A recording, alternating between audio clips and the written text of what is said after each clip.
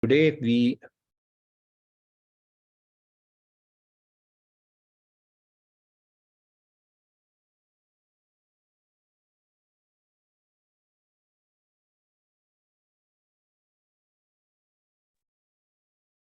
Is there some network issue?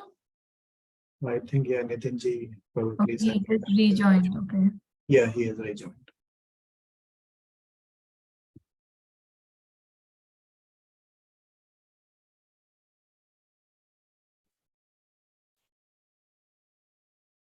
okay, I don't know what happened. So, okay, a very warm welcome to all of you.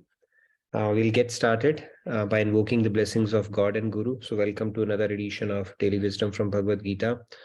Today is our recap session.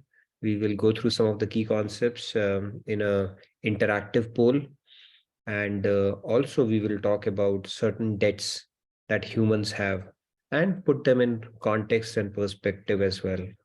Okay, so with that said, let me share my screen and we will get started.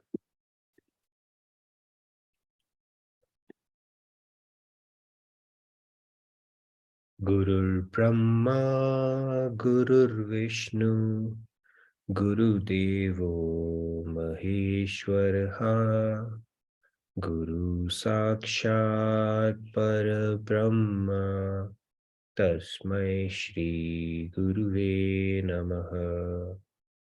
Vasudeva Sutam Devam Kamsachanuramardanam Devaki Paramanandam Krishnam Vande Jagat Guru.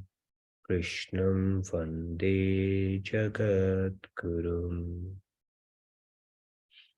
All right.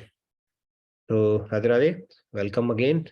So, Rahul, let's launch our poll for the day. We will put questions in front of you. You can read through it, submit your poll, and then we will have a quick discussion about it as well. Some of the key concepts that Rahul so diligently prepares a poll for. So here is it in front of your screens to revise these concepts. I would encourage every one of you to take a shot at it and test your understanding, because we are going to discuss this concept. We give about 5 to 10 minutes for everybody to log in their responses, because people are joining in as well. So yeah, the first one is attachment and aversion are two sides of the same coin. That's the first question. The second one, Swamiji's definition of true success includes.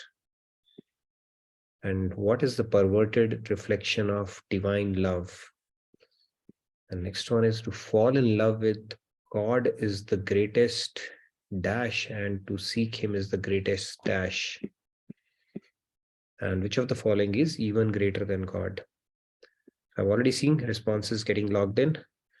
So please do. And while everybody is logging in responses, we can take this opportunity to make the key announcements as well, so that then we can focus on the discussion once everybody's done. Yeah, I can start with some of the announcements. So Swamiji's LTP program is right now going on in Morrisville in North Carolina, and then he will be in Fairfax from June 10th to June 15th. And then after that, the most awaited event, Dallas Yoga Fest, which will be there in Dallas in the divine presence of Swamiji. And once Dallas Yoga Fest ends, we will have family camp. That is also one of the biggest events of the year. So I will put all the links and all the details in the chat in a short while. But those are the major announcements. And don't forget about this Sunday satsang, which is 10:30 a.m. CST every Sunday. I think Sandhya ji wanted to add something. Yes, a couple of things I wanted to just again stress upon with respect to Yoga Festival. This time, I guess for the first time, because Nanban and JK Yoga are collaborating on this, we will have very exciting contest with respect to sustainability theme. And all of you are encouraged to consider participation in it. I'm not sure how much is feasible virtually, but whoever is present in person should definitely So one of the contests is about coming up with sustainability ideas, projects. That's mainly for kids. So encourage all the local kids to participate and win exciting prizes. And the other contest is about cooking. So, healthy cooking. You can make any small dish which is healthy, sustainable, and that will go a long way in helping you win some prizes and also staying healthy. So that's one thing. And after JK Yoga Fest, immediately after that, the Sunday, we have a very, very special Sunday satsang. That's Father's Day satsang, and that is with Swamiji himself. So again, do not miss out on that. You can attend it both virtually as well as in person. So that's what I wanted to add. Thank you, Sandhya. So encourage everyone to complete the poll. I see participation about 42%. We have around 55 participants right now. You can take your time and submit your responses around it, because these are very important concepts. And it's important to have the good foundational understanding. That always helps. And we are going to have a bit of a discussion on each one of these as well. So please do record in your responses. So we will give you about another 2 to 3 minutes, and then we will start with our discussions on these concepts. And then the topic that is going to ensue is the DEBTS. What are the DEBTS, RINAS, that we hear about? What is their significance? Why are they important? And then eventually putting them in perspective with regards to devotion.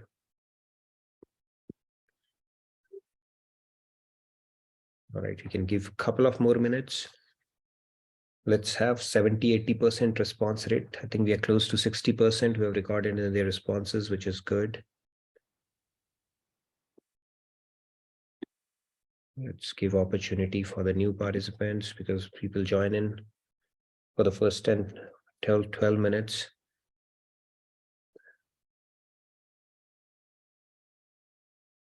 So if you've been attending these classes regularly, I think this poll is probably a couple of minutes, not even that. You should be able to do it even before that, fairly quickly, I would imagine. Shyamji has raised his hand, not sure if what he... Shyamji? Radhe. Yeah, Radhe bhai, Rahul bhai. Just wanted a question feedback. हम जो poll करते हैं every week, is any way we can encourage everybody to participate in that? और जो लोग इसमें नहीं करते, we can do some sort of penalty, like they have to sing a devotional song or something like that. That we know everybody participates. It will be very good for everybody. First also कि we will know कि हम क्या जानते हैं, क्या मानते हैं, क्या खंडित करना है, क्या नहीं करना. So that we make sure सब करें, and we can find out कि जो नहीं कर रहा है उनके साथ हम कैसे पेश आएं. Radhe Radhe. Yeah, Shyamji. And technology, I think, I don't know, they enable you to, because of privacy concerns, allow you to generate that log where who's participating, who's not. And even if we could, I don't know, it's a good, interesting idea. We can take a poll. It's a thought, so that we all interact. Poll on this idea as well, right? Yeah. That poll on Shyamji's poll idea. Right, that will be an interesting one to see. But yeah, I get it. I'd strongly encourage here, because it's a thought, yeah. Right. Yeah. It's an opportunity for all of you to test your knowledge and participate as well. But as far as going with bhajan singing is concerned, I'm seeing a lot of interest already, which has been sparked, and I'm getting requests for that. Plus, we can put somebody on spot always. That is always a choice. Or we can tell them कि जिन लोगों ने participate नहीं किया, that put the cameras on. If you have not participated, can you please put your camera on to make up for that? Yes, that something somewhere. That's a good request. Aparna, Okay. Radhe Radhe. Aparna ji has mentioned in the comment that you can only bring a horse to the water. Yeah, so we'll leave it up to you. But yeah, if you can turn on your cameras and participate, it's even better, right? It's more active engagement at that point. All right, let's get started. Okay. Yeah, Shri Ramya, you wanted to say something, and then we will get started. Yeah, Shri Ramya, I can. Yeah, since this is My nephew wanted to recite Guru Brahma, Guru Vishnu. Is that okay? Yes, please go ahead. Go ahead, and then we will get started with our session. Guru Brahma, Guru Devo Guru Vishnu. Guru Vishnu, Guru Devo Maheshwaraha, Guru Sakshat Parabrahma, Tasmai Sri Guruve Namaha. Very nice, Radrut. Wonderful. Good Thank you. job. Thank you. Radhe Radhe. Radhe Radhe. Thank you for that. All right. So let's get started, Rahul. We can close the poll. I think we have got a pretty good 75% participation from the participants who are there right now. So let's get started on this topic. The first question is, give me a sec. Yeah, the first question is, attachment and aversion are the two sides of the same coin. Some of you said false, most of you said true. And the good news is that majority is right here. Let's look at this concept. So it's a very important concept to understand on the path of spirituality. We think negative sentiment is bad, bitterness is bad, which of course is bad. Right? That is going to basically not only degrade our sanskars for the future lifetimes to come, but also result in karmic bondage. However, we don't understand that the rag is also equally harmful. Okay, rag means attraction to anyone in this material world.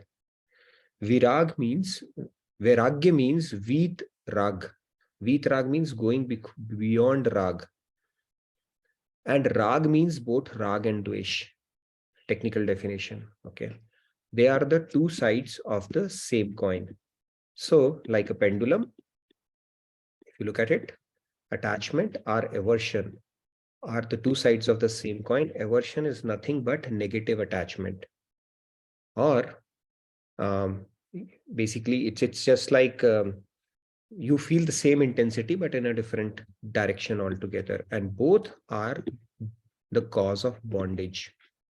The one who can maintain equanimity, like the pendulum, in between, neutral, then that is a non-binding karma at that point. Okay, that will not make you appear in this world. Basically, you will be forced. So basically, we've been talking about why does God appear in this world.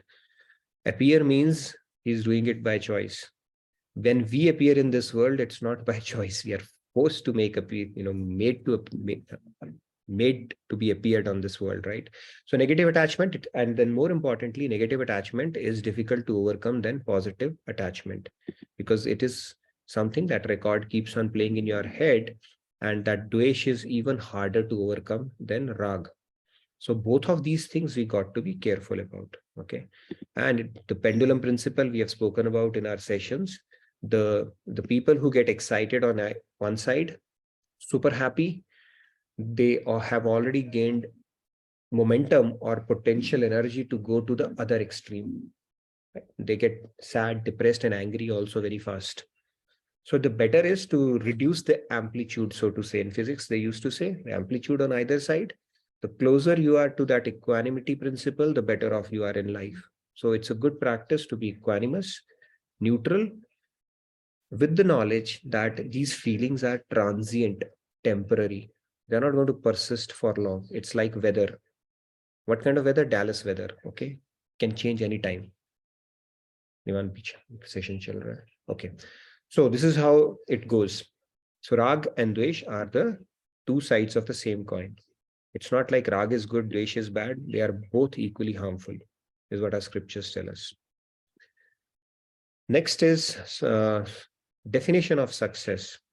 Now, if you go to, somebody said do good, somebody said feel good, somebody said become good. And give me a sec. Why am I not able to see the results completely? Okay, all of the above, majority has said, which is correct. Now, this is also a very important concept.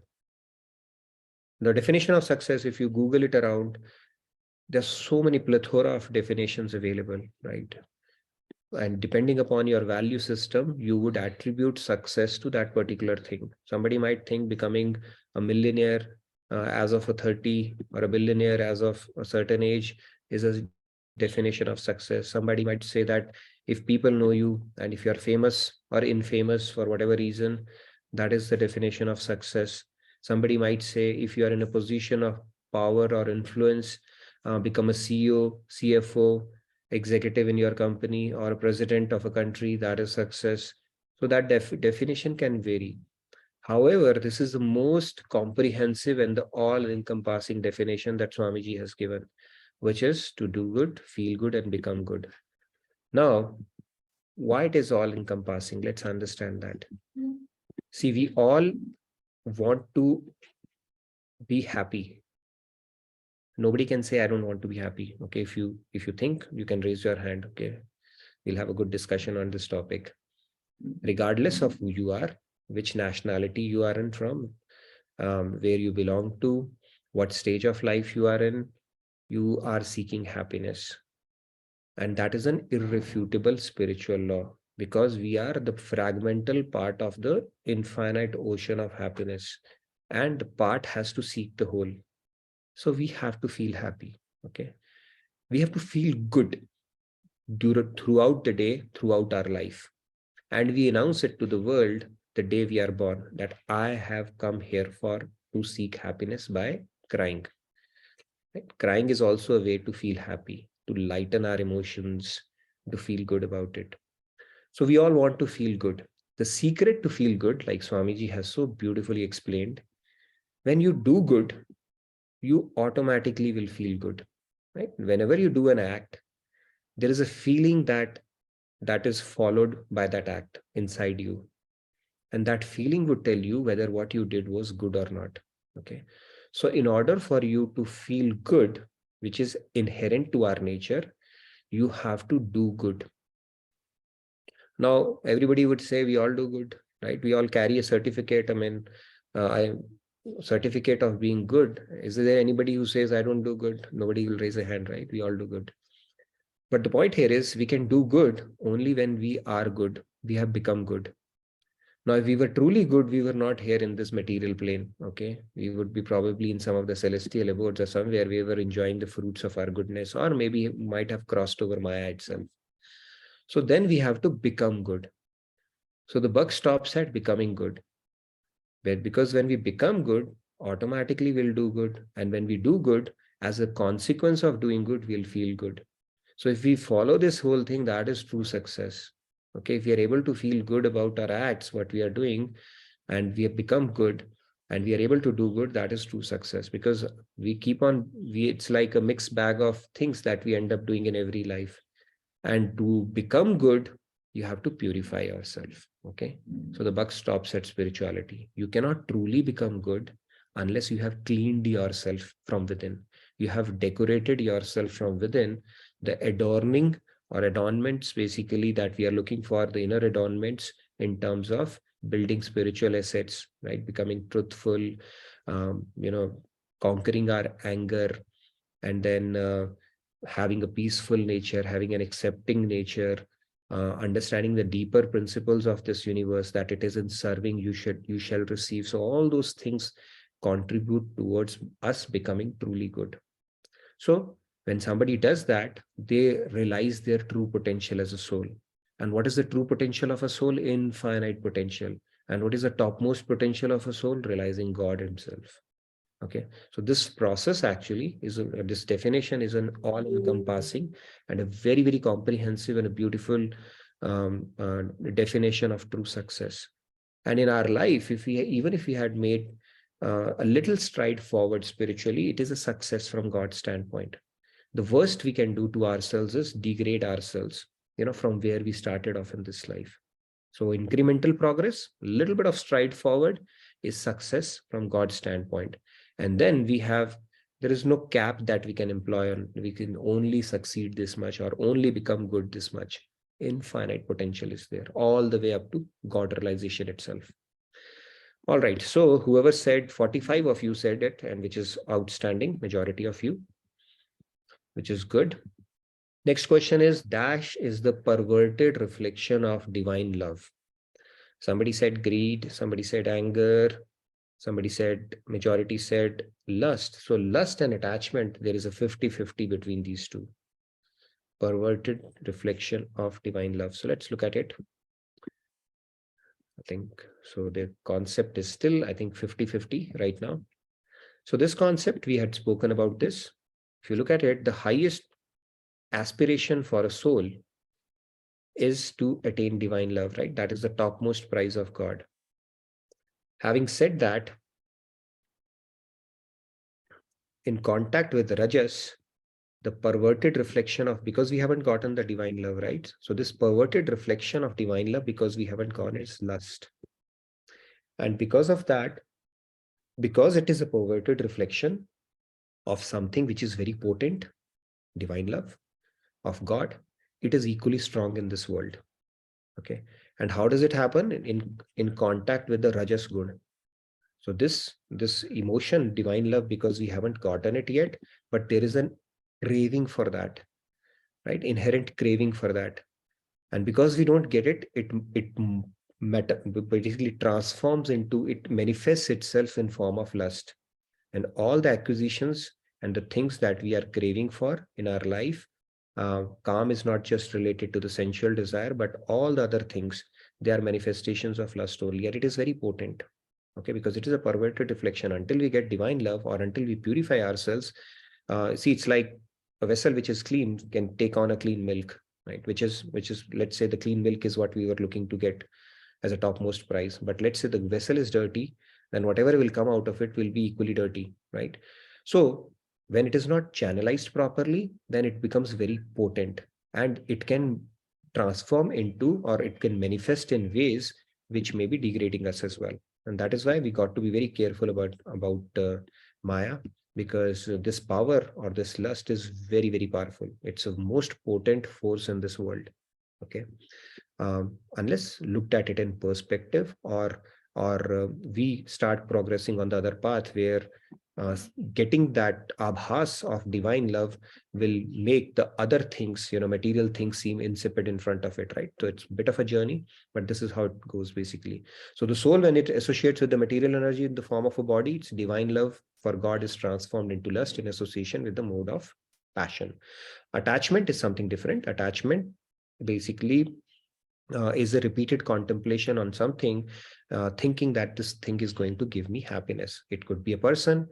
Repeatedly your brain will say, this will give me happiness, this will give me happiness, and you'll get attached to that person. It could be an object, getting that latest gadget is going to be so cool, so cool, so cool, and I just need it, and then it'll result in an attachment. It could be building that house that you always thought about, dream house. It could be that dream vacation that you always thought about. So attachment you can build by repeated contemplation on something that it is going to give me happiness. Okay. And that is also a manifestation. Desire is also a manifestation of, lust only. But the driving force behind it is lust, craving for happiness and thinking that material world is going to give me happiness. And your intellect will play tricks. It will justify itself. You know what? Something divine is happening in this particular person or this object or this thing. And, that is kind of a relationship that is going on here. But then the fact of the matter is, anything material that you are craving for, it is all driven by desire. Okay. Unless it is directed towards God and Guru, it is not pure. All right. So the next question is,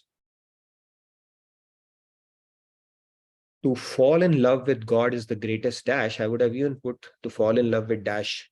But yeah, this is a really interesting one. Is the greatest dash, and to seek him is the greatest. So somebody said adventure, romance, adventure, sin, challenge, transgression, struggle. Okay. 9 of you said to fall in love with is the greatest transgression, huh? And to seek him is the greatest struggle. Why transgression? I would like to hear. To fall in love is a privilege. It's not transgression. I don't know why. Maybe meaning of transgression was not very clear. But this is basically, let's look at it. No, I think, yeah.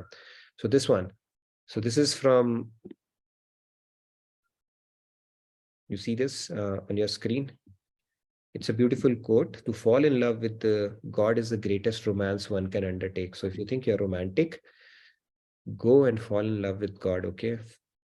Falling in love in world is not a big deal. It is called an infatuation. And if you think you are adventurous, taking that biggest track or doing bungee jumping is not an adventure. Seek God. That is the biggest adventure one can undertake. So become truly romantic and truly adventurous. You have to fall in love with God and to seek Him. I love this quote. Very beautiful one. Okay. So then, but if you think it's a transgression, let's talk about it. I don't know why somebody thought it is a transgression. No, it's not. And then the fifth one, the last one is, which one of the following is even greater than God? Yeah, it's a pretty interesting one. Jealousy, demigods, material desire. No, can anything be greater than God? Of course not, right? God is the bigger than the biggest we have spoken about, and the smaller than the smallest. But there is something which can, let's say something you keep on getting. So desire is something that is even bigger than God. Let's say hypothetically, you would get everything that you want. It will just keep on increasing. So even if it were to become the size of God, it will still keep on increasing. Material desire. Okay. So it is considered even bigger than God, which is kind of, pretty interesting, because if you look at it, we have bigger things, right? Mountains and sky and all that stuff, ocean, and all the way up to sky, and even bigger than sky is God. But the desire goes on and on and on and on. It will never get satiated. So this is the principle. People who start progressing spiritually, they understand it, and they start rejecting the material desire and start channelizing or dovetailing it towards spirituality, truly understanding that it will never satiate us. And this material desire is called, when you try to satiate it, it is like putting ghee to the fire. When you put ghee to the fire, does it extinguish the fire? For a moment, it may seem so, but then it just comes back, with rebound or a doubled intensity.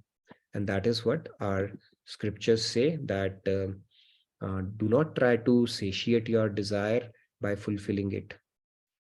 Right? Even Buddha had given these 4 noble truths. Right? There is misery in this world. The cause of misery is desire. You finish desire, you will finish misery. In Bhakti Marg, we don't say you finish desire. We say we utilize desire for God. We simply dovetail it, channelize it, because desire is an inherent to our nature. So you simply channelize your desire God, develop greed for God, develop anger for the fact that why am I not progressing, even though I have been getting this knowledge and the grace of God and Guru, I should progress even faster. So all the emotions can actually be channelized on the path of spirituality, including desire. So desire is considered as something which is even bigger than God. So that was our last question. I see few hands already. Yes, any questions? Yeah, Radhe Radhe, Sandhya ji. Radhe Radhe. So I just wanted to clarify this. So when we talk about the 5 bhavs in which we can love God, is that applicable only to Krishna or all the other forms of God? It is applicable to all the, if you are brave enough to do that with Lord Shiva, go ahead and do that. If with Lord Rama, go ahead and do that. But then based on their avatars, typically they did not manifest those leelas, right? God hides certain things. Like in Maryada Purushottam avatar, it was a Maryada avatar, right?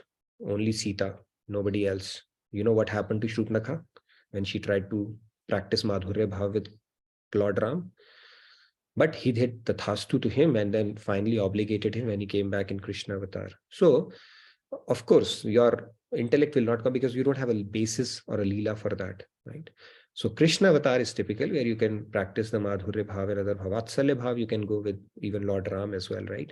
So Madhurya Bhav, typically, when we have a basis for that, it becomes easy or natural for our mind to do. So that is why Krishna avatar, because he's exhibited 4 Madhuris, which he has not exhibited in any other avatars. The Prem Madhuri, the Bal Madhuri, the Leela Madhuri, and the I think, which is a Murli, and the Murli Madhuri. That is why he's just made it easy for us. But then it is not disallowed to do it for. At least I've not heard about it anywhere, right? But then it becomes a little difficult because we don't have a basis for that, right? So I don't know if you are doing a translation there or it is allowed. Be a good question. Might be a good question for Swamiji, right? Like for Radharani, you cannot do Madhurya Bhav. It can only be Mother. So where we are crossing there because we don't have a basis for that, right? Yeah. Okay, thanks. Yes. What are the other questions? Any other questions? Radhe Radhe Tarunji. Radhe Radhe Radhe. Radhe. Yeah, I just want to confirm that these material desires are bigger only and until we are God realized. Once we are God realized, they won't be bigger. Yeah, material desires will start diminishing as you start progressing in the path of spirituality. Right. So after that, see, there's no, it's like when you get a chocolate, why would you go for a Karela, right? Or maybe you're health conscious. But the point here is when you start getting sweeter ras, you start rejecting the lower ras automatically. Though material desires will become irrelevant at that point. So if your mind is attached 10% to God, 10% of your material desires have already extinguished. 20% is gone. So the detachment automatically happens when your mind is attached. Attachment is happening. Detachment, you don't have to do separately. It'll automatically happen. And when 100% attached, gone. Everything is gone. Yeah. So I mean, like we say, we read that from the heavens, people go down. Means they develop some desire and they get down. So there is a chance. But I think once we reach to the Golok, then there is no chance of getting down. Yeah, so Golok, that is a higher goal. So point here is that your material desires, even if you are 99.9% there, it can still bring you down, right? We have heard Sage Vishwamitra and all. So we cannot underestimate the power of Maya is essentially what the point is. You cannot say I'm 99.9% there, my job is done. You have still not reached the other end. So you can still come back into that.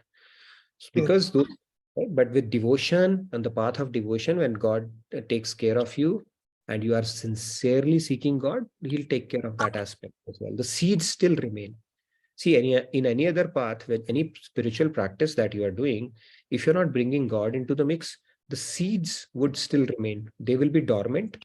See, it's like with your willpower, you are exercising certain things. I will not eat sugar. I will not have these kind of sentiments and stuff like that.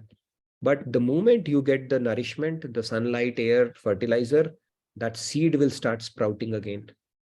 But if the seed itself is burnt, then there is no point, right? The seeds are burnt then. And then in devotion, what happens is when you start developing love for God, God actually starts burning those seeds.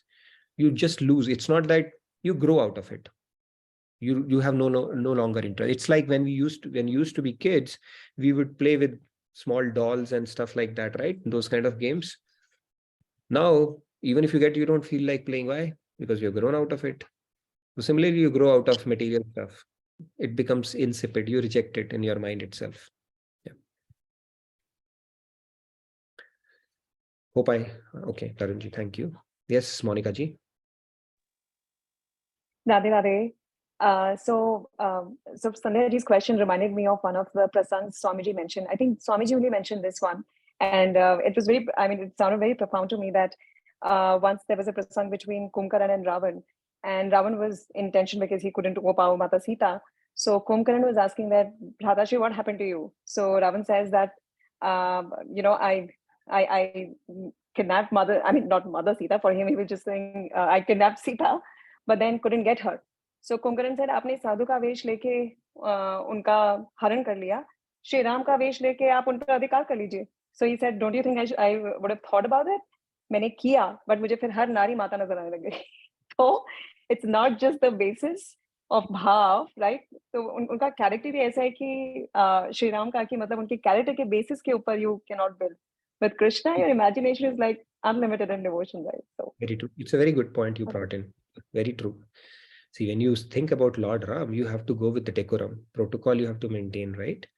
It's very difficult for you to imagine putting your arm around him at that point because he led a life, austere life, and he set the benchmarks on how the model conduct should be for a particular role in life. It's very difficult to imagine that. But with Krishna, he was in full form. He said he made his own sister run away with Arjun, right? Subhadra, he said, you make her meme run. And so he was in full form, no boundaries whatsoever, just love, and he revealed his true nature in that avatar. So that is why it becomes easy for our mind to take to Krishna because there are no restrictions whatsoever. In others, there will be a bit of a decorum and a protocol that will come in your mind. Although they are the same Ishtadev, no difference whatsoever. But in that particular avatar, he has chosen that form, right? It's like, see, let's look at from a material example. So a kid is playing with his father. Father, you become Ghoda, I will ride on top of you. Father will say, yes, be my guest. And they are playing very friendly at home. Now the father is in official mode. He's in office and pronouncing judgments. And kid says, Papa, become Ghoda with me there. Father will say, go. Okay, this is office time now. So maintain that thing, right? So that thing will be decorum will automatically come. But the same father at home is like in full form, whatever liberties you want to. So the same thing here. God is in his official avatar and you say, okay, I feel like, hugging you at this point and please come over. It becomes a little difficult to visualize. I don't know. It's even appropriate at that point. Might be a good question for Swamiji. So, but yes, good point, Monica ji, that you brought in. All right. So with that, any more questions? We can move on to the topic I wanted to discuss today, because I keep hearing about RINAS and stuff like that. So it's important to tackle that concept as well. So we do have RINAS, by the way. Okay. US is the country which everybody's born with. I don't know how many dollars of RINAS because they keep on printing money and raising the cap. But as human beings also, we come with certain RINAS. Yes, Anita ji, you had a question? So we are basically bankrupt. Yes, please go ahead. Radhe. Like the earlier picture showed, like, is our desire bigger than God? Is that what it is depicting? That's right. It's considered even bigger than God, hypothetically, because even if we were to get our desires fulfilled, as much as the size of the God is material desires, we will still crave for more. Okay, that is what our spiritual, basically, principle tells us. Oh, wow. Because that's such Material a... desire, you will never lust. reach satiation. You will never reach satiation is essentially So what it's. it means it cannot be satiated. No, Cannot be satiated. Simple. It's a spiritual principle. You can extract oil out of sand. You can grow grass on a tortoise shell. You can take a camel from the eye of a needle. But satiating your material desire or extracting happiness from this world, impossible. It's like trying to churn ghee. You are trying to churn butter from lime water. Can you do that? Although it looks white, you can never do that. Some people just take the word of scripture. Some people say, no, first let me get there and then I will see. Choices are both there. Which one is more smarter? It's up to us to decide. Okay. Hopefully that answered that question. Yes, Dayashini, real quick. Radhe, am I audible? Yes, you're audible. Okay. So just want to ask one thing, like while you were talking about Lord Ram, I don't know one meaning. I may sound stupid, but why is Krishna called Purnatam Purushottam? Purnatam Thank Purushottam. you. So you can call Ram also Purnatam Purushottam, Shiva also Purnatam Purushottam. It's just a name, right? What's the question basically in that sense? Krishna is referred to as Purnatam Purushottam Krishna. Purna Brahma. When Lord Ram came, Shiva also called him. You are the Brahma. He's also the same. Okay. I mean, why is it called? Like, what does exactly Purnatam Purushottam mean? That he possesses all the, like, he manifests all the qualities, like, the few of the qualities he didn't manifest it in Lord Ram's avatar. Like, in terms of kalas, he has exhibited, I think, 16 kalas. In Ram avatar, he exhibited, I think, 12 kalas, if I'm right. As a saint, probably one can exhibit up to maybe 8 kalas, right? So there are certain things which remain latent based on the kind of avatar it is. Although all are same, but then they choose to. Now in Vara avatar, when he came to fight Hiranyaksh, he cannot be doing leelas, right? It was for a specific purpose. Or for that matter, when he came as a Narsingh avatar in that ferocious form, he cannot be doing Madhurya leelas. People will say, okay, I can't even imagine. So he chooses to do certain avatars for a specific purpose, and he may choose to hide certain qualities. But in Krishna avatar, he manifested all of those. And that's why probably he's referred to like that. But it's a very technical definition, so I won't go ahead and start explaining it unless I know it why he's called Purnatam Purushottam. But yes, in that avatar, he exhibited all his leelas. Okay, so let's move on. Talking about the topic for today. So we do have, like I was talking about DEBTS, right? So there are 3 RINs typically they talk about, 3 RIN, Dev RIN, Rishi RIN, and Pitri RIN. And then the 2 more are added. We can add 2 more. One is NRI RIN. It's not NRI, it's Nri RIN. Okay. And then the Bhut RIN. It's not the ghost, it's the other Jivas RIN. Okay. So these are typically the RINAs that we are subjected to as humans. I'll explain a little bit of these. Because of the fact that we are born here, right? And we owe it to a lot of things, right? There's a certain amount of obligation, so to say, from our to basically justify our existence here. So Dev Rin is there, Rishi Rin is there, Pitri Rin is there, right? And Dri Rin and Bhut Rin, I'll quickly talk about it. Dev Rin is, see, if our life is supported by essential life forces, we take it for granted, but think about it, light, air, space, water, air, earth, all these things, since our birth is everything is provided for us, right? Even the milk, we got in our mother's breast when we had no idea what is that is required for our sustenance. Everything is provided for that we need. So that is basically Devarin, is called the Devarin that we discharge. So people do that, right? That offering water and stuff like that, that is called the Devarin, to express our gratitude to the celestial beings. Right, we do cloud seeding to get rain, but we need to worship actually Indradev and all that stuff that happens because they are giving us rain, because of which we are getting grain and stuff like that. That is why I say for basically we are having an obligation towards Devatas, and that rain is there for us because they are sustaining, helping us sustain here as well. Okay. And then the next one is called the rituals that we do here. Anyways, vitamin D we get. So all the Devatas, basically, they support us, give us, if you think deeply about it, our existence will not continue unless we get all the support from all these Devatas or celestial beings. Okay. Now, they are not happy these days. That is why we see famine and stuff like that. Okay. So that's so important, basically, to become Urrin from that.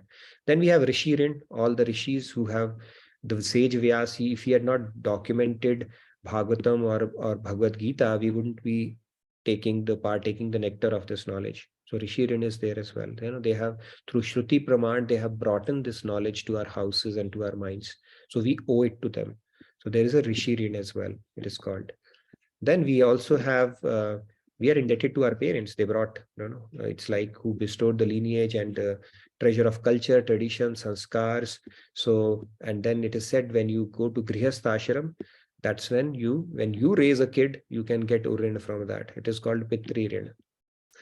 And then you have the Nri Rin, where we are just being kind to others, take care of elders, help somebody cross the road, be nice to your neighbor even if he screams back at you, and these things like this is called Nri that we have for other people, because they also help us in some form or manner, and they are a cog in the wheel to sustain this human race. And then we have Bhutan to animals, right? Plants, the oxygen that we get from them. And then we need to be kind to animals, feed them whenever we can, and exist as an ecosystem. Not like an ecosystem where we establish ourselves at the top of the food chain and other things, right? So that helps maintain ecological balance. So these are the RINAs our scriptures talk about. Having said that, when you start feeding the root, which is doing devotion, you become Urrin from that. Okay, that is the important concept to know. Now, Buddha, he did not discharge one of the RINAs when he moved on, left his wife and kid in the middle of the night. So the point is, when you go for the higher, these RINAs become this is more at your bodily level. But when you start attaching to divine, your mind to divine, and start engaging in devotion, then you are Urrin from that. Okay, then these RINAs are no longer applicable to you, because now you have started watering the root itself, and these are more like leaves, twigs kind of a deal. So when it's like even in terms of dharma, there's always a higher one, right? In Chanakya Niti, they said that the dharma, when it comes to taking care of your family, or for the sake of a family, an individual can be sacrificed. Right? For the sake of a community, a family can be sacrificed. For the sake of a city, a community can be sacrificed. For the sake of a country, a city can be sacrificed. For the sake of the planet, a country can be sacrificed. For the sake of the Brahmand, planet can be sacrificed. For the sake of the material creation, a universe can be sacrificed. So just you can keep on extrapolating. So there's always a higher rin or higher dharma. But when you start attaching to the divine or start engaging in loving devotion to the God, you are already fulfilling the purpose of this universe. There's no bigger purpose left at that point, and then you start getting absolved from some of these rinas. So let's say somebody takes sannyas, right? They cannot discharge Pitri rin at that point, right? Or somebody's actually worshipping God himself, then he's no longer obligated to worship devatas individually at that point. So there is a higher thing that you can attach to get yourself urrin from any of these, as opposed to thinking that each one of us is indebted and has to discharge it as per the scripture. So this is how it goes. Any questions on this? Because this is an important thing to understand. You keep coming across this question, this rin is there, that rin is there, so you need to do this, you need to do that. Not necessarily. When you start aiming for the highest, the lower falls away by itself, and this falls into the lower category because it's at the bodily platform. And at the platform of the soul, if you are engaging in loving devotion to the God and you have made that as a goal of your life, then these rinas are no longer applicable to you. Although you can continue to discharge to the best of your abilities as whatever is applicable to you. That doesn't mean you reject it. I mean, you could continue to do that.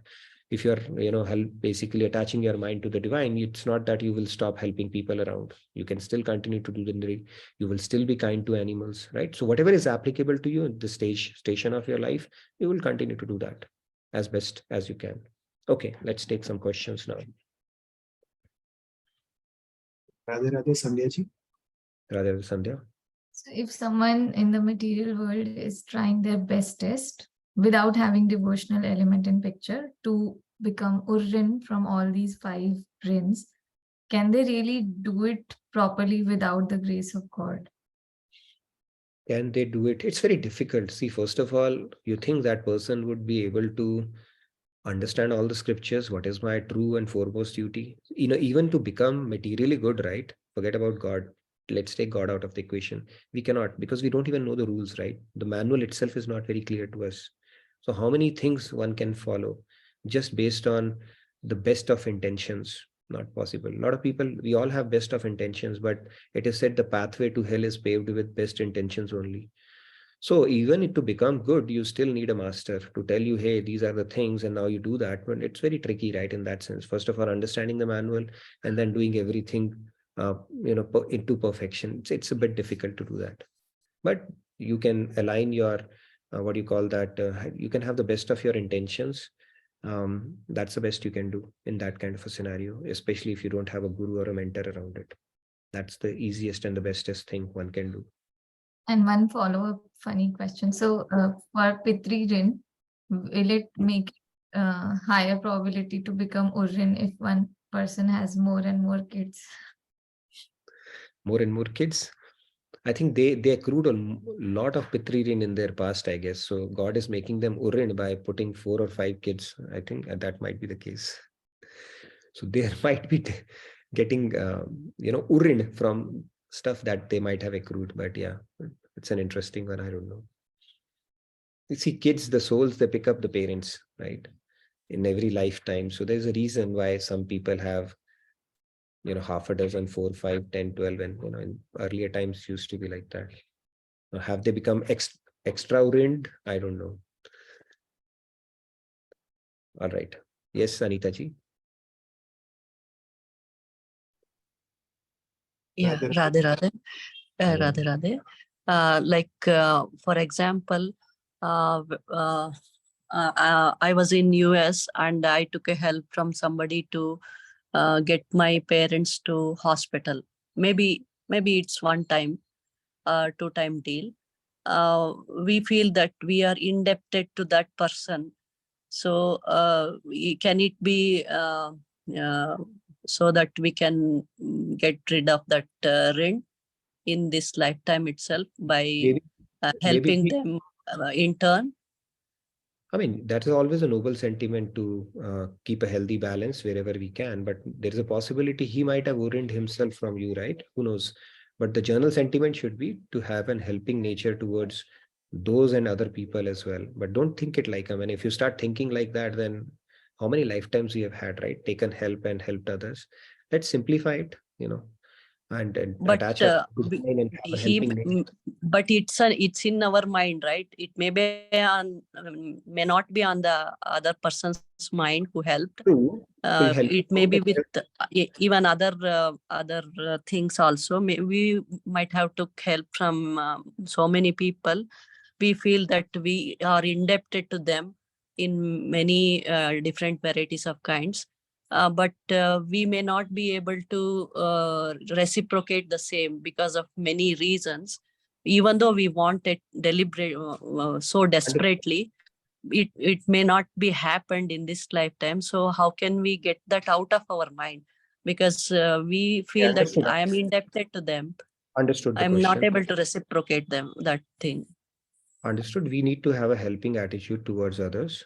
I will not make it an agenda of my life. Somebody helped me and I have to help him back, or otherwise I'll be distressed, right?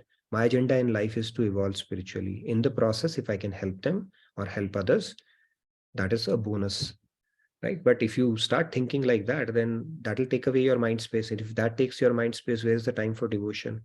So let's keep it simple in our head, I would say. If you can help them, sure, go for it. You have the best of intentions. But if you don't get an opportunity, maybe it's designed that way. I will not break my head or lose my sleep over it.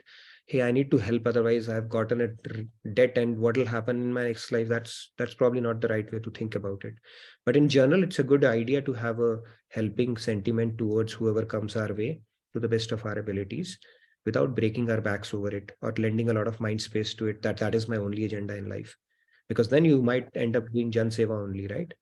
So devotion of God actually takes precedence over everything else.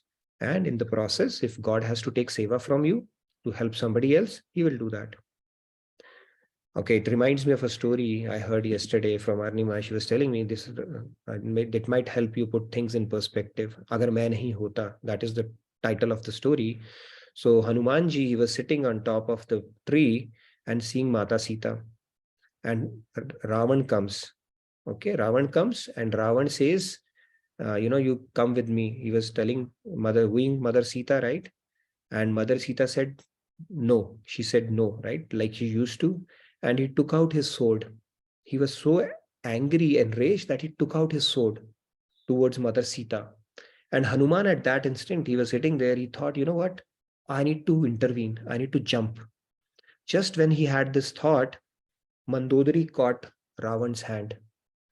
So Hanuman realized, agar main nahi hota, we think we have to do a seva at that moment for somebody. But God knows from whom he's supposed to take that seva. Mandodari intervened. He didn't have to intervene. Then Lankini or Trijata told Hanumanji, you put this Lanka on fire. I had a dream, a monkey will come. He's going to put Lanka on fire. So you are the one, you put it on fire. So Hanumanji thought, I have to put it on fire. But that was never the part of the instruction I got from Lord Ram. And then he was thinking, and what happens? Ravan himself puts his tail on fire. He helped facilitate that process. So in every seva, God has designed somebody to take that seva from. We only can have best of our intentions and leave to God the rest. It's not our intention to, if Hanuman would have kept on thinking about it, he was able to see that in perspective quickly. And similarly, we need to have our best intentions and leave it to God. If he has to take seva, erase our debt, then in this life, in other life, leave it to him. We can't think too much about everything. So this was an interesting story, I think. Glad you asked that, Anita ji.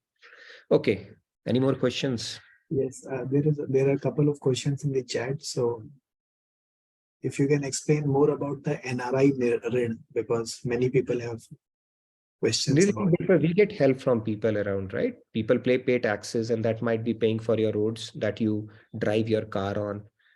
And then elder people, basically, they are subsidizing your life by not taking in so many resources other than, of course, the old age home expenses and stuff like that. So basically, we owe it to other people as well. And it's not just us. See, it's a very beautiful system that God has designed. Everybody is supporting everybody else. Every moment, the air that you are breathing in, it's coming from across all the 7 continents. And that is becoming part of your body. Every plant is contributing, every ocean is contributing, soil is contributing, space is contributing. So this is a very interesting ecosystem, and human beings are contributing towards your existence as well. We didn't bring anything in this world. We are taking everything from this world only, right? So in that sense, it's imperative for us to have a serving attitude towards everybody around, including the humans. And there are so many things other humans are enabling for us, right? Everybody's paying taxes, and everybody's pulling their weight in the system for us to have a sustained life, right? If everybody was an arsonist or a criminal and stuff like that, then that Earth would have been a terrible place to live in, right? It happens, but occasionally. So we do owe it towards others. So just being kind and helpful is a good policy to have towards other human beings. And even higher is to look at divinity, your God residing in them. If you can't see divinity, see good in them. And if you can't see divinity and good in them, don't at least see bad in them. So this is the hierarchy around how we should operate. There is another interesting question in the chat. Will the Satsangi support come under NRI ring? Oh yeah, Satsang. Of course, NRI ring. Satsangis are a huge boost, right? God has designed it that way. So when you take assistance from Satsangi, it becomes radiant. So that's why you need to do seva with them, okay? Satsangis, you need to figure out amicably how to do seva with them. That becomes radiant at that point. So by the way, in our seva, we have come up with an idea. A lot of people are feeling the pressure and the pain of, oh my God, another presentation. So let's make it a little easy. We'll experiment something. What we will do is we'll have a buddy system. So forget about presentation for now, okay, in 2 weeks. Let's experiment this. Each one takes accountability for their own work, own seva, what seva they are going to do every day. And they are going to buddy up or encourage another person. They take accountability for one more person in their team or across the team, however you want to do it. That's all. Let's do that for a few weeks and see how that process goes. So if we work on ourselves, everything else will get fixed. But let's work it in our seva teams. We take responsibility for our work every day, and we take responsibility for one more person. And let's see if it helps generate momentum before we get into some formal assignments for seva teams. By the way, thank you. I got a couple of nominations yesterday where people said we want to join teams. So thank you for that. We will be assigning you teams pretty soon around that. Falguni ji expressed her interest, and then one more. So we'll do that. But for now, let's do that because just to drive some traction there. You take care of your work, what are the seva you want to do, and one more person you're going to encourage and ask for. That's all. Does that work, captains? Cool. Great. What are the questions then? So by the way, we're going to devotional segment very soon, maybe another 5 minutes. Technically, we are over now, kind of over. And the nomination for today's first bhajan is Prabhat. Okay, I've already nominated him. So yes, Urvi, go ahead. Ask. We can probably take a couple of questions. Yeah, Radhe Radhe. Actually, I had a question. Actually, in my village, I have a dog, and it is a very, very old German Shepherd. So recently, it had a deep wound. So no, I do the best kind of the dressing. So everybody left it to me to take care of the dog. So I used to clean the wound every day, give her medicines. But I was thinking like it's taking too much time, and I was not able to understand where I have to give my time and what would be more pleasing to God. But anyways, I was doing it because I cannot leave that, but I was not able to understand. So I want to know. Something falls upon you, right? And you did not choose it, then there may be a reason for that. So just do that Radhe Radhe and keep on serving him for as long as you are stuck in that situation, right? But yeah, attachment is the key that we have to ward against, right? If you start getting, your mind starts getting attached and you're worrying about it, the back of your mind, that can be a little tricky. But sometimes the seva finds us. Maybe it's by design, who knows, right? Some people get stuck in sevas in their relations, family and otherwise, and they're kind of stuck in that seva. So then we have to do to the best of our abilities with the right sentiments at that point, right? And doing it as a service for God. Maybe the dog did that to you in some other life, right? And you're getting an opportunity to become Uren, who knows? Yeah. Okay. Oh, Radhe Radhe, thank you. Yes, Monica ji. So, Radhe Radhe again. So, Nitin ji, talking about RIN, somebody in Bhakti Yoga anyways becomes humble and try to help everybody because their Antakaran Shuddha is continuing to happen, right? So, I'm assuming that in Bhakti it is already taken care. Anyways, if some RIN is left, it is settled. But let's say someone is in Gyan Yoga and some Karam or maybe some RIN is unsettled. So, will it affect their Mukti, Moksha? See, Mukti Moksha, of course, see in Gyan Marg, how does the process unfold? First, you have Atma Gyan. You continue to work on yourself. Atma Gyan. And then what happens after Atma Gyan? Atma Gyan, then your process is not complete. You still have to become surrendered to God, right? You have to become surrendered to God, because without surrendering and without getting God's grace, you cannot even attain moksha. Now, let's go back to the fundamentals. When you surrender, what happens? 18.66 Bhagavad Gita says, Krishna says, when you surrender to me, I'm going to burn the stockpile of your entire karmas. So Urin, he's already become Urin at that point. So perfect surrender, grace intervenes, you become Urin. Your prarabdha is done. It's burnt off. And you attain moksha. That is how it goes. So you don't have to become Urin from all the karmic debts that you have or otherwise. When you become surrendered, everything is burnt off in one shot. And that is again a mercy of God himself. But until we are perfectly surrendered, our ledger credit balance game we will continue to play. And that is essentially what we are doing. So we are not only made to appear in this world because of our karmic debt, and that karmic debt also includes some of these rinas, right? In our past lives here and there, this relationship, that happened. But this game will continue until we perfect our surrender. And then when we surrender, God said, okay, you on your own cannot do it. He also understood. He said, okay, now I'm going to, there's no need for this all backlog. Let me just burn it off in one shot for you. Okay. It's a huge mercy again from God. Right. But on Gyan Marg also, finally, they will have to surrender. Okay. And surrender to Sagun Sakar, because only Sagun Sakar can grace. Nirgun Nirakar cannot. So that is how the principle goes. Yeah. Yes. And on that Sagun Sakar, I have a Kavita today. So probably after Prabhat or anyways, I can By the way, Prabhat and Kavita both, I need to call it Kavita. She has popped in a medicine just so that she can sing. So we have two enthusiastic singers. Let's welcome them and then we can take other questions around. So let's start with Prabhat and Kavita while everybody's there, and you don't want to miss out on these two today. Okay, Kavita, she's going to make her debut today.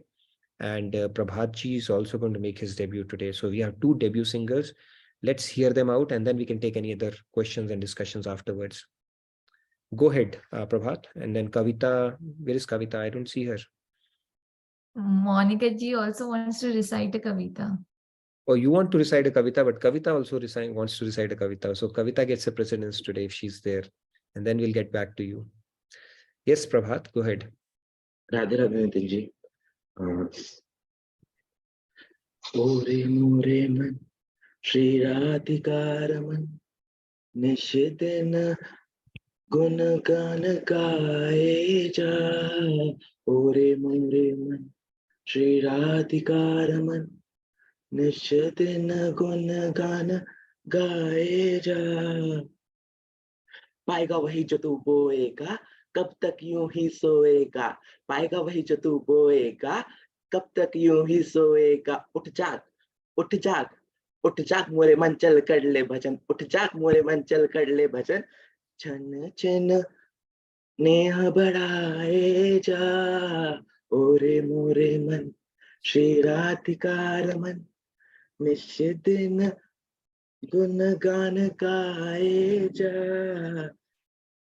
गिन गिन हर दिन बीत रहा, दिन दिन हर गिन बीत रहा. चैन नहीं अब मुझको तेरे बिन. गिन गिन हर दिन बीत रहा, चैन नहीं अब मुझको तेरे बिन. बहुत हुई विरह की घड़ियां, अब आके तू मुझसे मिल. पल पल प्रेम बढ़ाए जा. ओरे मेरे मन श्री राधिका रमन, निश्चिदिन प्रेम बढ़ाए जा. वह जीवन क्या जीवन जिसमें जीवन धन से प्यार न हो, है वह प्यार, प्यार क्या जिसमें पिया के सुख में बलिहार न हो। तत् सुखम सुखितम। Radhe Radhe. Radhe Radhe Prabhat. That was a very outstanding performance and a great improvisation. You introduced rap into the bhajan as well, right? Very nice. Very, very interesting. Gives us some idea for our upcoming family camp mehfil as well. I think you should participate and people are going to love it. Very nicely done. That was an outstanding, I would say, a smashing debut that you did. Beautiful. Great. So do we have anybody who wants to say anything about that? I think people are saying, Kavita, do we have Kavita here? Is it the Galaxy 8? Monica ji? Oh, she's there, I think. Okay, Galaxy 8. Okay. Galaxy 8 Plus, which is why we were not able to find her. Okay, now we see. Kavita, thank you so much. Radhe Radhe Priya. Radhe Radhe. Kavita is not feeling fine and she has actually taken a medicine so that she can sing. So go ahead. All is for But no you. one is allowed to run, and Bhaiya, even you're not allowed to say 5 minutes left, 4 minutes left. Okay, okay. Go ahead, please. Okay. सावरी सूरत पे मोहन दिल दीवाना. But actually, It's it's okay. still failing. My throat, I'm unable to sing. Okay, as best as you can. Don't push yourself. Yeah. सावरी सूरत पे मोहन दिल दीवाना हो गया. दिल दीवाना हो गया मेरा. दिल दीवाना हो गया. सावरी सूरत पे मोहन दिल दीवाना हो गया. एक तू तेरे नैन तिरछे, दूसरा काजल लगा, तीसरा नजरे मिलाना, दिल दीवाना हो गया. सावरी सूरत पे मोहन दिल दीवाना हो गया. एक तो तेरे होठ पतले, दूसरा लाली लगी, तीसरा तेरा मुस्कुराना, दिल दीवाना हो गया. सावरी सूरत पे मोहन दिल दीवाना हो गया. एक तो तेरे हाथ कोमल, दूसरा मेहंदी लगी, तीसरा मुरली बजाना, दिल दीवाना हो गया. सावरी सूरत पे मोहन दिल दीवाना हो गया. एक तो तेरे पाँव नाजुक, दूसरा पायल बंधी, एक तो तेरे पाँव नाजुक, दूसरा पायल बंधी, तीसरा घुंघरू बजाना, दिल दीवाना हो गया. एक तो तेरे भूख 56, दूसरा माखन धरा, एक तो तेरे भूख 56, दूसरा माखन धरा, तीसरा खिचड़े का खाना, दिल दीवाना हो गया. सावरी सूरत पे मोहन दिल दीवाना हो गया. एक तो तेरे साथ राधा, दूसरा रुकमन खड़ी, एक तो तेरे साथ राधा, दूसरा रुकमन खड़ी, तीसरा मेरा का आना दिल दीवाना हो गया, सांवली सूरत पे मोहन दिल दीवाना हो गया।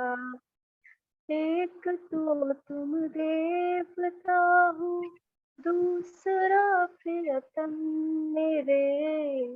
एक तो तुम देवता हो, दूसरा प्रियतम मेरे।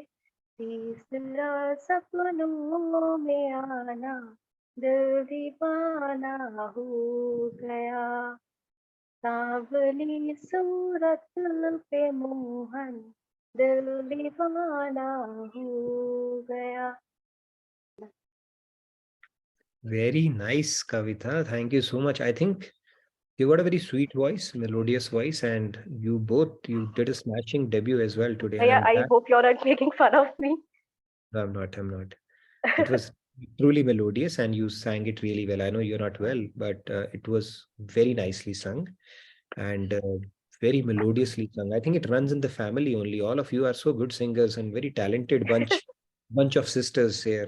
Monadi has a sweet voice. No, all of you, I would say, and then even Seema, you guys are very talented. So I must say that, and thank you for taking the We all are initiative. Hari Bhakt in our family. What happened? We all are You are Hari Bhakt. Hari Bhakt, na? Hmm. I can see that. So from a beautiful Kavita from Kavita, now there's going to be a Kavita from Mona. Thank you so much, Kavita. Thank you very much, and hope you feel better. And we'd love to hear more often from you. Thank you so much again. Okay. And lot of hearts coming Kavita's way. Okay, beautiful. Thank you, Chiki, for that. Kavita. Sorry, we call her Chiki at home, so we have Laddu, Chiki, and all that in the house. Okay, so this Kavita is from Manu Vrishali. She's a female Kavitri. I really hope that I recite it the way she does it. So it goes like this.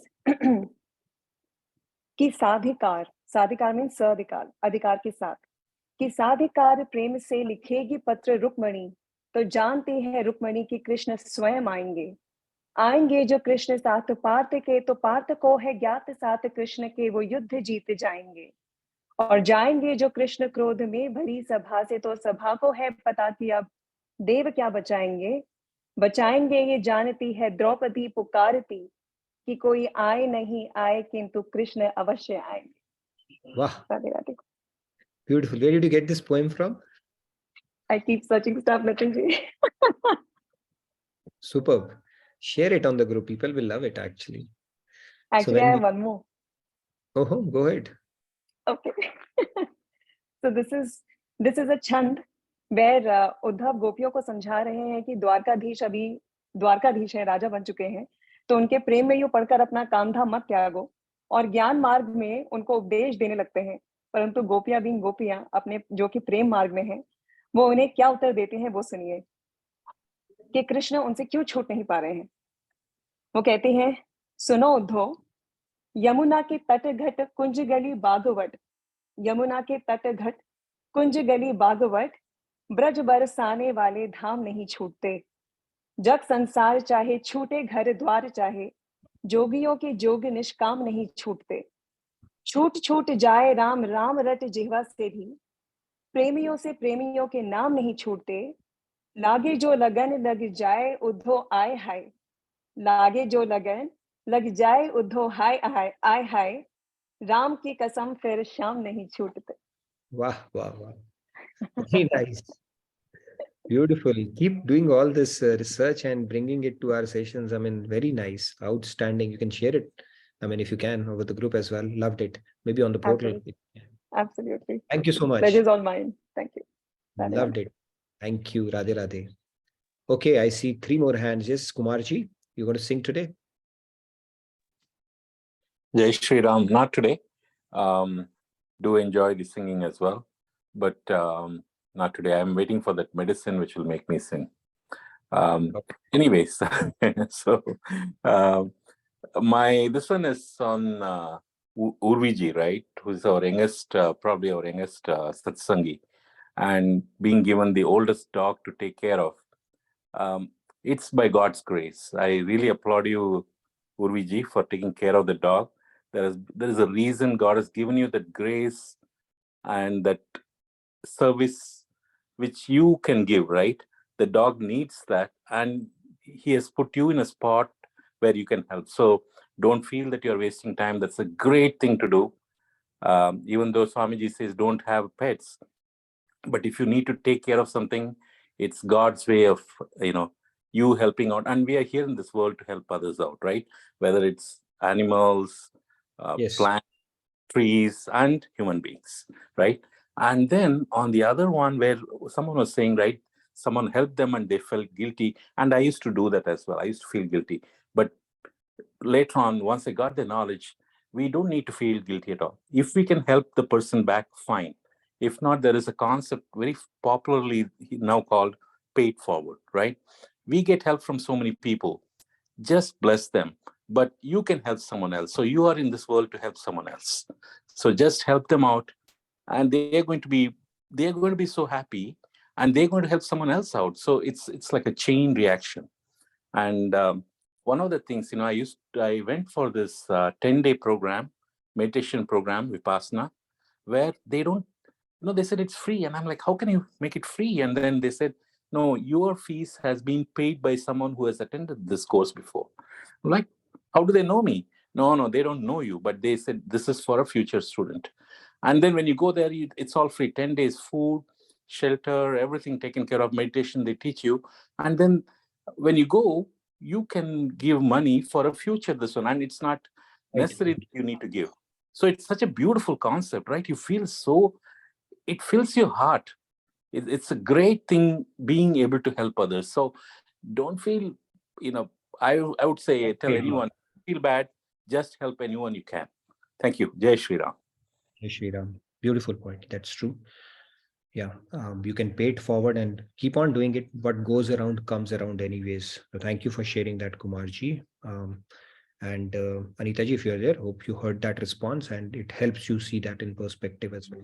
Okay, so a couple of other hands. I see, I think Shamji had raised his hand. You have given up your mind on singing. Dayashini, in the meantime, go ahead, Dayashini, and then Shamji, you raised your hand, so we'll call your name out again. Yes, Dayashini, go ahead. Radhe Radhe. Radhe Radhe. Am I audible? Super audible. Okay. I have actually shared the lyrics in the chat. I'm going to present a rag. It is Rag Khambaj. Okay. Go ahead. The first time I'll be hearing Rag Khambaj, so it's a privilege to be amongst such, paripakva musicians here. Singers. No, not Paripak. I used to sing 10 years back. See, when you sing, if it rains, I'll not be, if it starts raining, I'll not be surprised. So go ahead, please. Yes. Okay.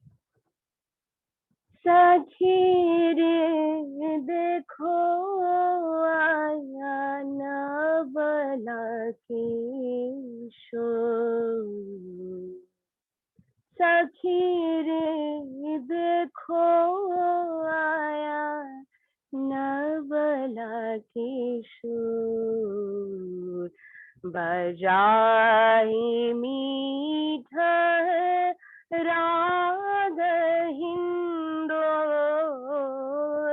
सखी रे देखो आया नबला की शोर सुनी बेनु धेनु पुकार जोर जोर मगन रसिया मुस्काया मन चोरा सखी रे देखो आया नवला किशोर बजाय मीठा राग हिंदोर सखी रे देखो आया नवला किशोर सोनी वेणु धेनु पुकार जोर जोर मगन रसिया मुस्काया माना चोर सखी रे देखो आया नवला किशोर सखी रे देखो आया सखी रे देखो आया सखी रे देखो आया नवला किशोर. Thank you. I mean, I haven't tried for long back, so sorry if any mistake happens. Mistakes, you're saying it's like we are not, at least I am not even eligible to,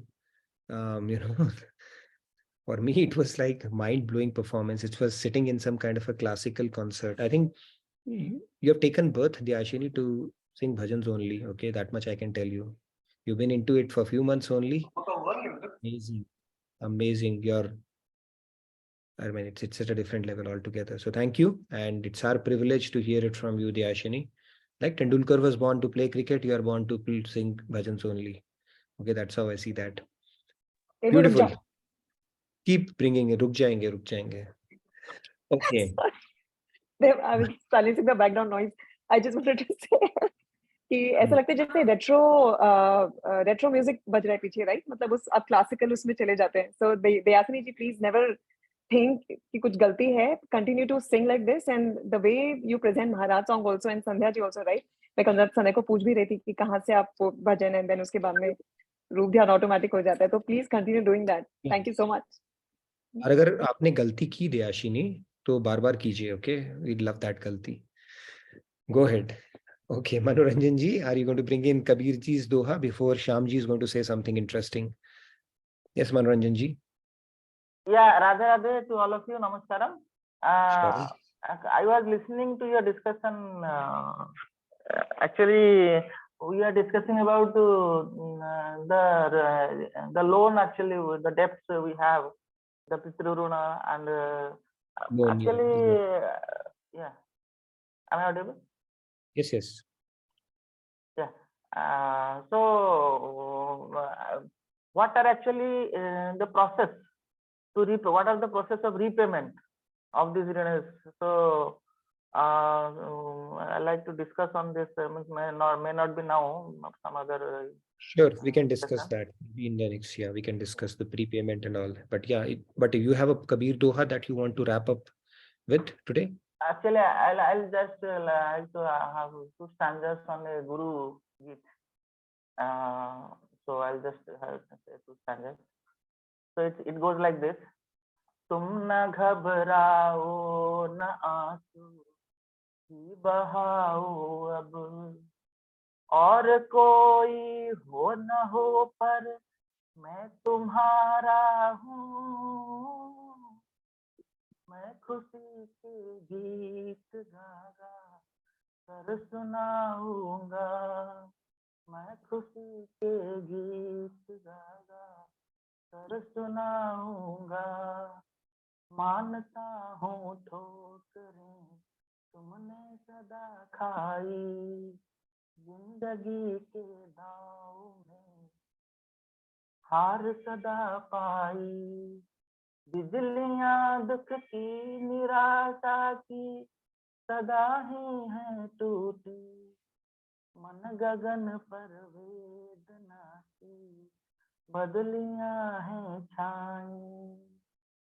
पोछ दूंगा मैं तुम्हारे आश्रु गीतों से, तुम सरी के बेहारे का सहारा हूँ. मैं तुम्हारे घाव धो मरहम लगाऊंगा. मैं विजय के गीत गागा कर सुनाऊंगा. और कोई हो न हो के मैं तुम्हारा हूँ. मैं तुम्हारे घाव पर मरहम लगाऊंगा. Thank you. Thank you, Manoranjan ji. Very beautifully sung. Yeah, it seemed like the mic was running away from you and coming back to you. Okay, somewhere, but we could get that, and it was very beautifully sung. So thank you so much for that. All right, Shyamji, you wanted, yeah, Sandhya, you wanted to say something?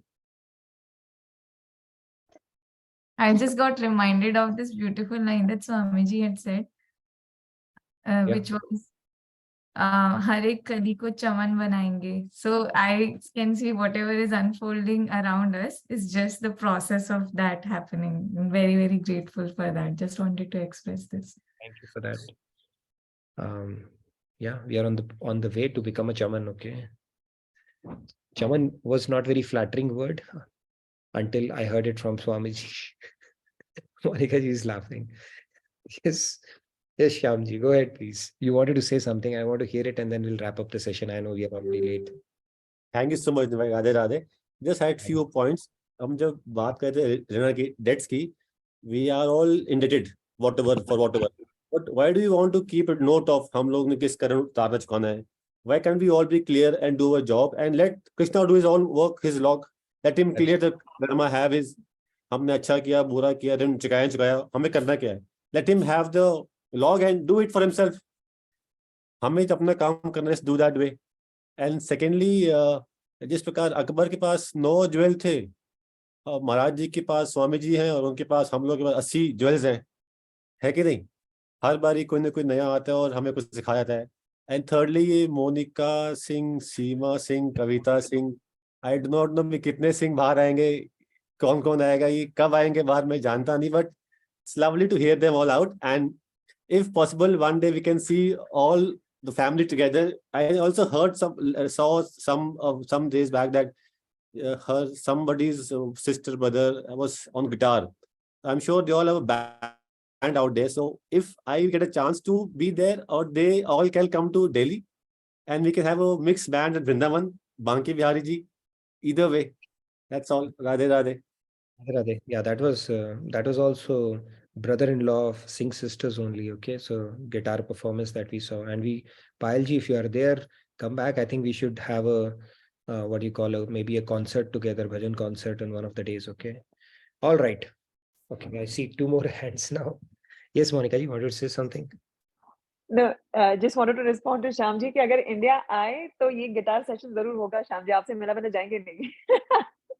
Shyamji is learning guitar these days, by the way. So tabla and guitar both. That is why he has already planted that seed. We look forward to your Shyamji. And if you can come to Palampur, okay, I'm here for next 2 weeks now. That will be good to meet you as well. So yes, Anita ji, you wanted to sing? Yes, Or Radhe Radhe. Like,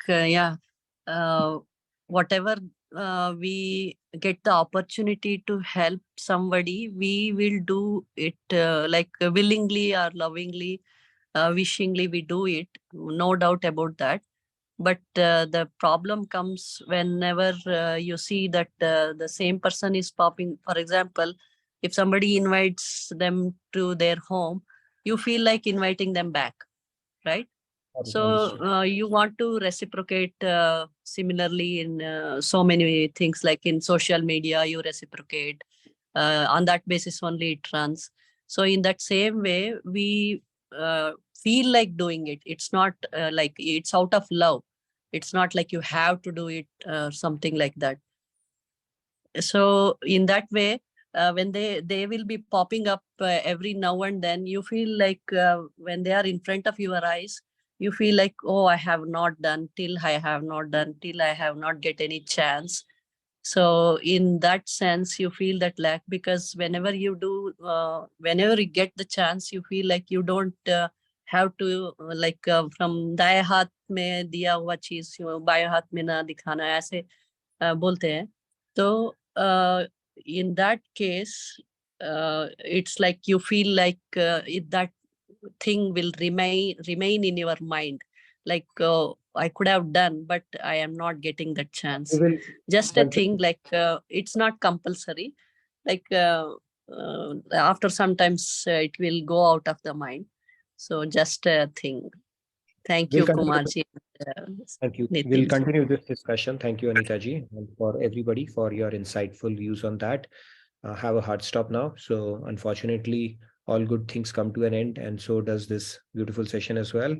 I look forward to seeing you next week. Have a wonderful weekend and a great rest of your week. And we will pick up another interesting topic. I don't know which one. Maybe we'll continue to 247, or we'll pick up some topic in between. Yet to decide. But thank you again for your enthusiastic participation. And I'll see you next week. Radhe Radhe. Good day. Good night to everybody. Thank you, Nitin ji. Radhe Radhe. Thank you, everyone. Bye.